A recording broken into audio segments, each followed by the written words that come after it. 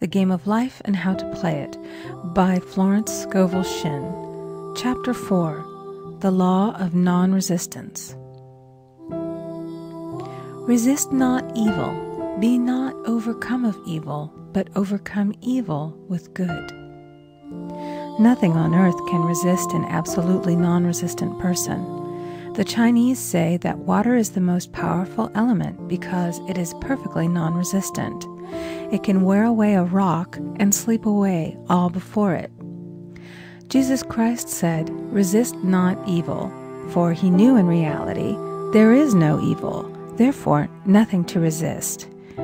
Evil has come of man's vain imagination, or a belief in two powers, good and evil.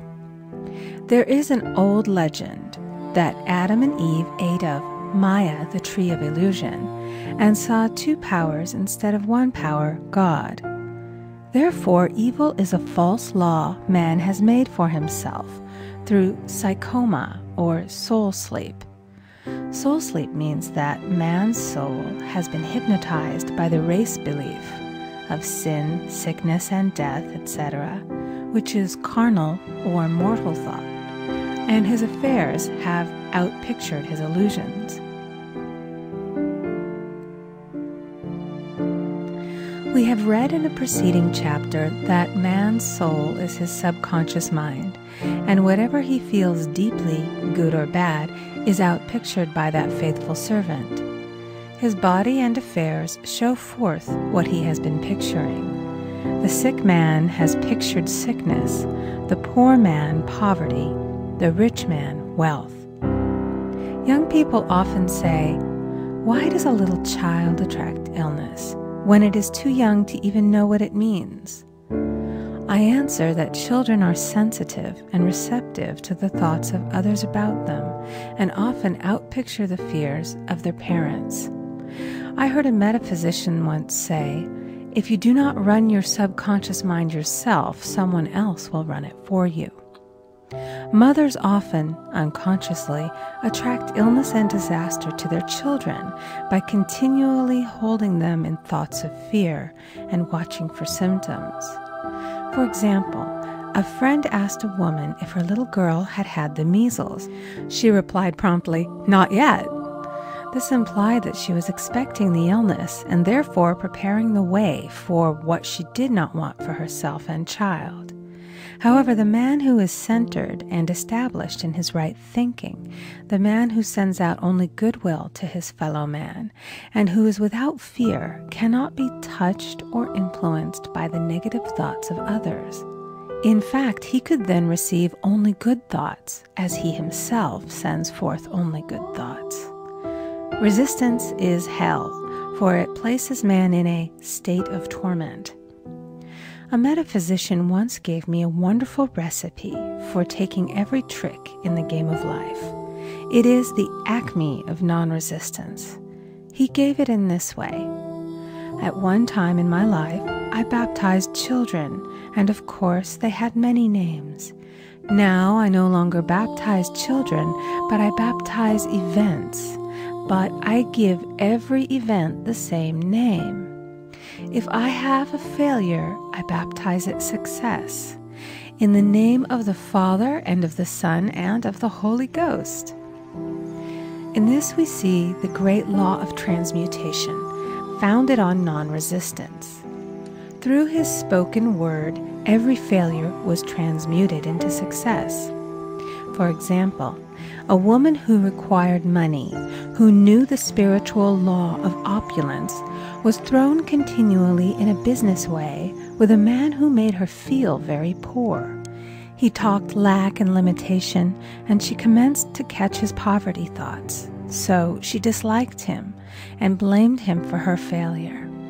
She knew in order to demonstrate her supply, she must first feel that she had received. A feeling of opulence must precede its manifestation. It dawned upon her one day that she was resisting the situation and seeing two powers instead of one.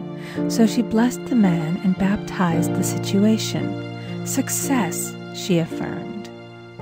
"As there is only one power, God, this man is here for my good, and my prosperity, just what he did not seem to be there for. Soon after that, she met, through this man, a woman who gave her, for a service rendered, several $1,000s, and the man moved to a distant city and faded harmoniously from her life. Make the statement, "Every man is a golden link in the chain of my good, for all men are God in manifestation, awaiting the opportunity given by man himself to serve the divine plan of his life. Bless your enemy, and you rob him of his ammunition. His arrows will be transmuted into blessings." This law is true of nations as well as individuals. Bless a nation, send love and goodwill to every inhabitant, and it is robbed of its power to harm. Man can only get the right idea of non-resistance through spiritual understanding.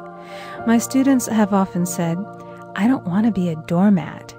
I reply, when you use non-resistance with wisdom, no one will ever be able to walk over you. Another example.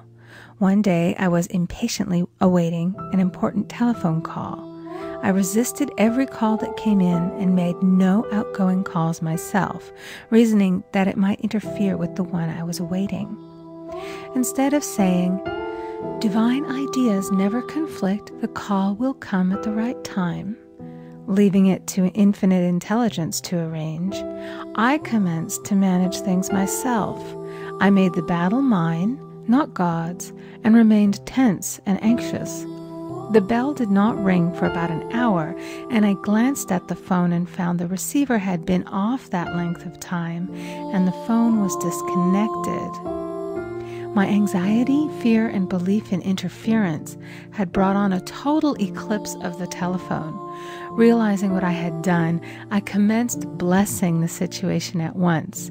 I baptized it success and affirmed, "I cannot lose any call that belongs to me by divine right. I am under grace and not under law." A friend rushed out to the nearest telephone to notify the company to reconnect.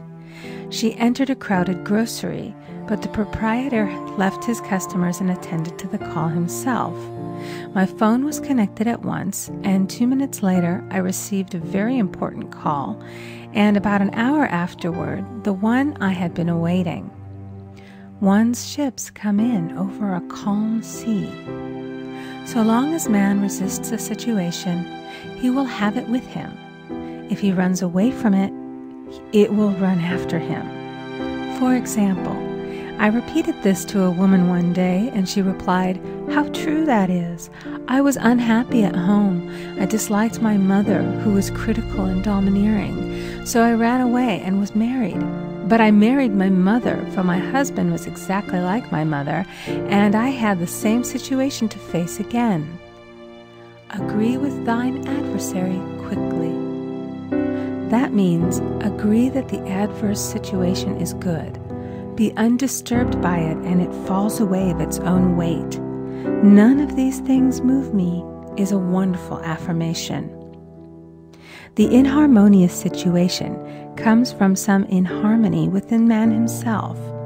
When there is in him no emotional response to an inharmonious situation, it fades away forever from his pathway. So we see man's work is ever with himself. People have said to me, "Give treatments to change my husband or my brother." I reply, "No, I will give treatments to change you. When you change, your husband and your brother will change." One of my students was in the habit of lying. I told her it was a failure method, and if she lied, she would be lied to. She replied, "I don't care. I can't possibly get along without lying." One day she was speaking on the phone to a man with whom she was very much in love. She turned to me and said, "I don't trust him. I know he's lying to me." I replied, "Well, you lie yourself, so someone has to lie to you, and you will be sure it will be just the person you want the truth of." Sometime after that I saw her, and she said, "I'm cured of lying." I questioned, "What cured you?"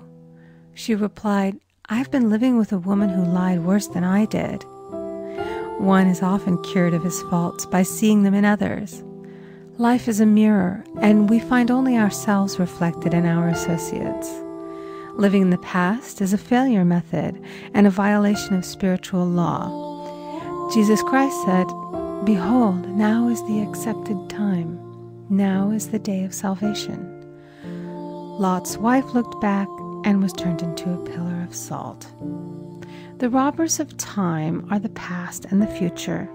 Man should bless the past and forget it, if it keeps him in bondage, and bless the future, knowing it has in store for him endless joys, but live fully in the now.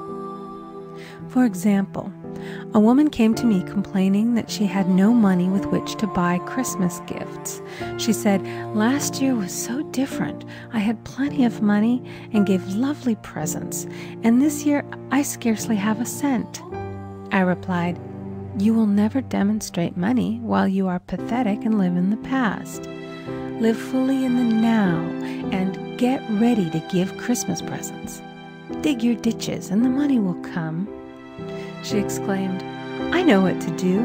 I'll buy some tinsel, twine, Christmas seals, and wrapping paper." I replied, "Do that, and the presents will come and stick themselves to the Christmas seals."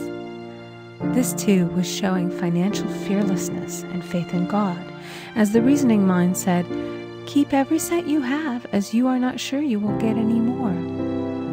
She bought her seals, paper, and twine, and a few days before Christmas received a gift of several $100s.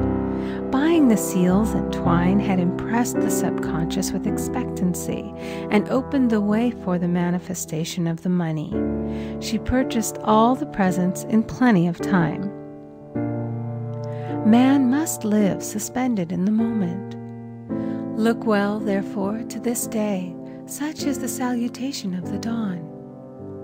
He must be spiritually alert, ever waiting his leads, taking advantage of every opportunity.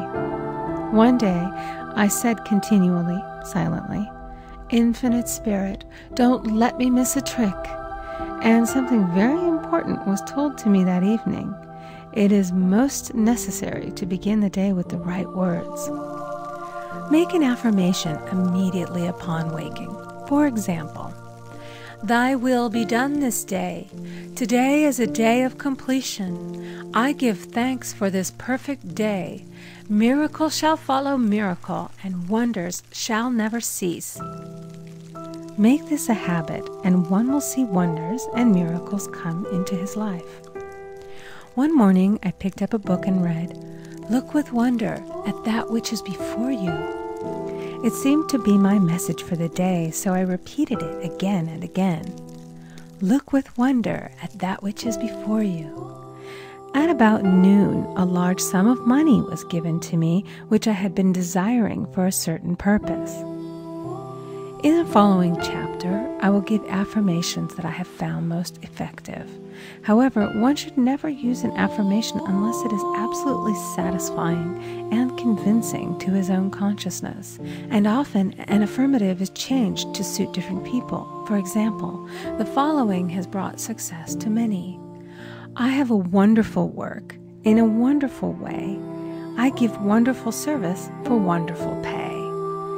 I gave the first 2 lines to one of my students, and she added the last 2. It made a most powerful statement, as there should always be perfect payment for perfect service, and a rhyme sinks easily into the subconscious. She went about singing it aloud, and soon did receive wonderful work in a wonderful way, and gave wonderful service for wonderful pay. Another student, a businessman, took it and changed the word to business. He repeated, "I have a wonderful business in a wonderful way, and I give wonderful service for wonderful pay." That afternoon, he made a $41,000 deal, though there had been no activity in his affairs for months. Every affirmation must be carefully worded and completely cover the ground. For example, I knew a woman who was in great need and made a demand for work. She received a great deal of work, but was never paid anything. She now knows to add wonderful service for wonderful pay. It is man's divine right to have plenty. more than enough. His barns should be full, and his cup should flow over. This is God's idea for man, and when man breaks down the barriers of lack in his own consciousness, the golden age will be his, and every righteous desire of his heart fulfilled.